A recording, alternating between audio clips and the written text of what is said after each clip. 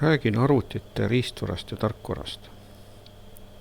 Iga arvuti ja telefoni juures on alati mingisuguseid juppe või osi, mida saab käega katsuda. Ja neid käega katsutavaid asju kutsutaksegi riistvaraks. Inglise keeles on siis selle kohta sõna hardware. Ja ei olegi tegelikult vahet, mis jupp see on. Kui käega katsuda saab, ongi riistvara olemas. Aga arvutite juures on see asi, et ainult riistvarast ja juppidest ei piisa. Kui arvuti sees ei ole mingisugust tarkust, mis neid juppe kõiki käima paneb, siis ei juhtu mitte midagi. See, et nüüd elekter sisse lasta, no sellest on vähe. Ja see tarkus, mis kõik arvutit juhib ja temaga midagi teha laseb, seda siis kutsutaksegi tarkvaraks. Ja inglise keeles on tema kohta sõna software. Ja erinevalt riistvarast ei saa tarkvara mitte kuidagi kätte võtta. Ja mälupulga ikka võib võtta kätte, aga mälupulk on riistvara.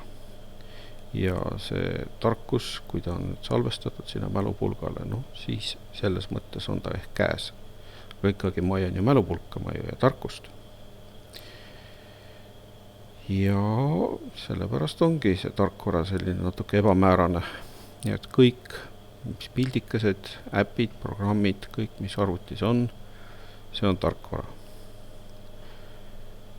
Nii et ekraanilt näha saab, mõnda tarkvara isegi ei saa näha, aga ega see ei tee temast veel vähem tarkvara, kui ta arvutiga midagi teha oskab. Nii, võtaks nüüd kokku, et miks seda tarkvara siis seal arvuti sees vaja on. Tarkvara juhib arvutitööd. Riistvara ei oska ilma tarkvarata midagi teha. Ja kui sul on arvuti ilma tarkvarata, no siis sa ei saa temaga midagi teha. Läpakas võib olla küll jah, seal kohvitassi alus, aga no see ei ole see, milleks arvuti tegelikult ikkagi tehtud on. Nii, vaatame, mis saab edasi. Et kui on mingi tarkvara, siis ta ikka tegelikult peab kusagil olema. Päris nii ei ole, et käega katsuda ei saa, aga kusagil ei ole ka. Ja tarkvara pannakse arvutites siis püsimällu.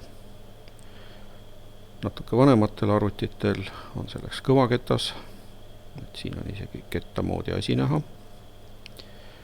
Uuematel arvutitel, kus on siis pealt näha kõvaketta moodi SSD, seal sees mingit ketast ei ole, on üks mälumoodul, kus on mäluelemendid peal. Ja telefoni sisse loomulikult selline ketas ei mahu, seal on pandud telefoni emaplaadi peale siis püsimälukiibid.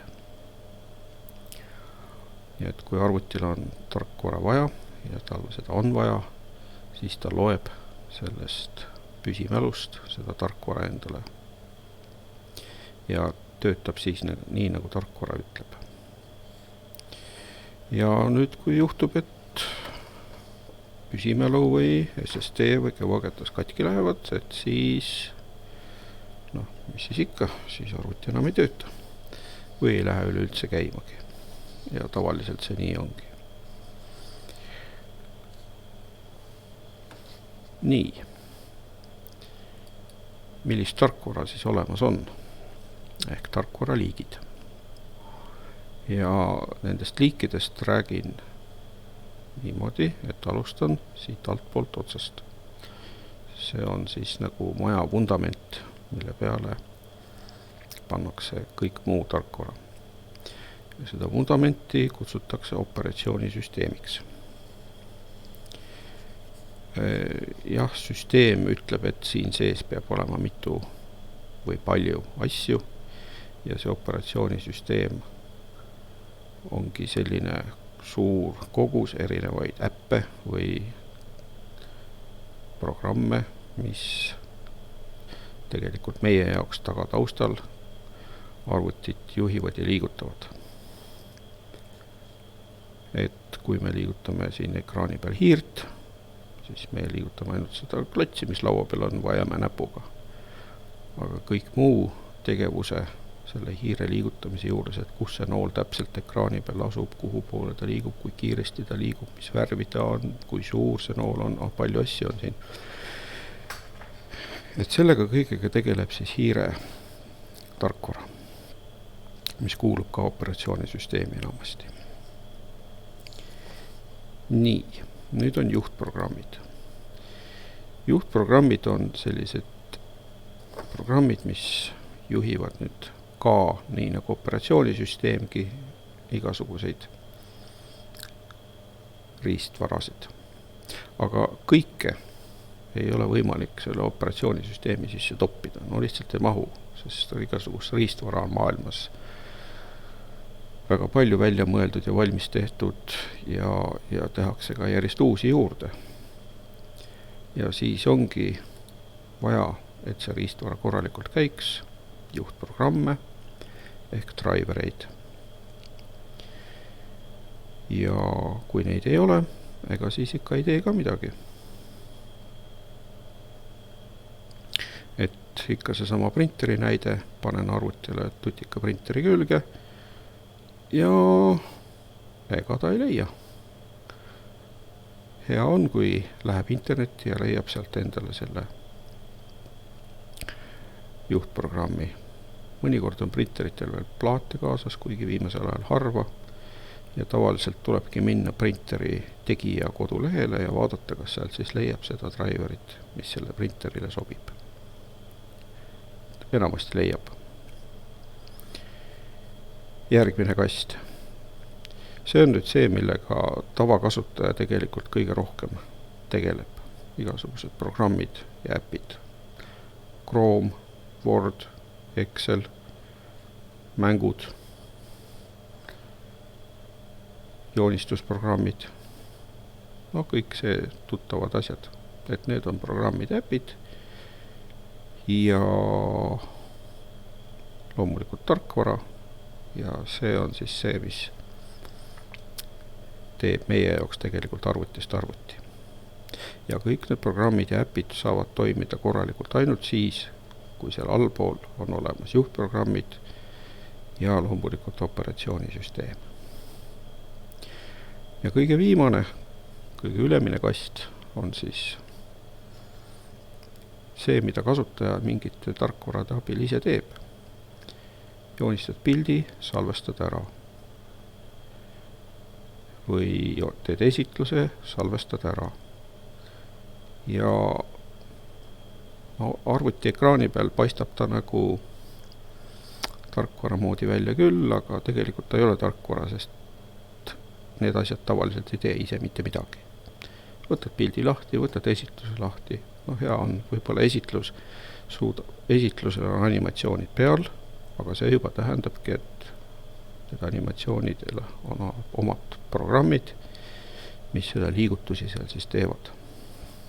Aga üldiselt kasutaja tehtud asjad ei ole nii väga tarkvara. Aga selleks, et me neid asju teha saaksime, selleks on siis programm, äppe ja kõike muud vaja. Nii, ja selle esitluse viimane slaid siis selle kohta, et kust ma tarkvara võiksin saada. Kui ostad poest telefoni või läpaka või ka lauaarvuti, siis üldiselt on seal Android või iOS või Windows, oleneb asjast, sisse pandud. Ja saabki niimoodi, et vajutad nuppu ja telefoni arvuti või lähevad käima. Edasi tuleb siis oma käe järgi teda juba ära sättida ja lisaprogramme või äppe juurde panna. Nii et see põhialus, sellega on nagu suhteliselt lihtne. Aga kui väga tahta, siis võib osta ka sellise arvuti, kus ei ole sellist operatsioonisüsteemi sees, et tahad ise panna sellist teistsugust, mitte Windowsit. Ja siis ei ole mõtet muidugi selle Windowsi peale raha raisata. ja kus siis ülejäänud tarkvara saab? No poest saab. Aga mitte ainult. Poest võib osta siis loomulikult mälupulga või kaardi või plaadi peal, aga loomulikult ka netist, kui maksad raha ära, saad tõmmata. Ja on ka väga palju tasuta asju olemas. Inimesed huvi pärast on teinud ja teinekord on väga head asjad, mitte halvemad kui tasulised. Telefonidega on need elu natukene lihtsamaks tehtud, et ei pea mööda interneti ringi tuustima ja otsima, et kust kohast midagi tarkvara saab. Kui Play poes on, siis on. Kui App Store'is on, siis on. Kas ta siis on tasuline või tasuta, eks ja siis sealt poest paistab. Nii, ja nüüd on siis selline asi, mida ma ei soovita. See on siis piraattarkvara kasutamine. Et on, mis see piraat on? Piraat on see, et on mingi tasuline programm, tal on mingisugune lisa, ehk siis crack tehtud, mis siis laseb seda ilma rahata kasutada. Ja niimoodi on tehtud ja ilmselt tehakse ka edaspidi. Aga kogu selle piraattarkvara juures on see häda, et need, kes seda piraattarkvara on või seda õiget tarkvara on ehitanud, need jäävad muidugi oma rahast ilma, aga need, kes teevad sellest õigest tarkvarast piraattarkvara, need panevad sinna näiteks ka mõne viiruse sisse. Ja see võib ju terve arvuti tuksi keerata või lukku panna. Nii et see on ühest küljest on ohtlik ja teisest on tegelikult ka seadusega karistatav tegevus piraattarkvara kasutamine. Ja on üks võimalus veel tarkvara saamiseks ja see on see, et võtad kätte ja teed ise. Aga see on kõige raskem ja keerulisem ja võtab palju aega ja tahab üldiselt selliseid peeni oskusi, programmeerimisoskust eelkõige. Nii et seda teed minnakse siis, kui mõni firma või keegi vajab mingisugust tarkvara, mida tegelikult pole veel maailmas keegi teinud.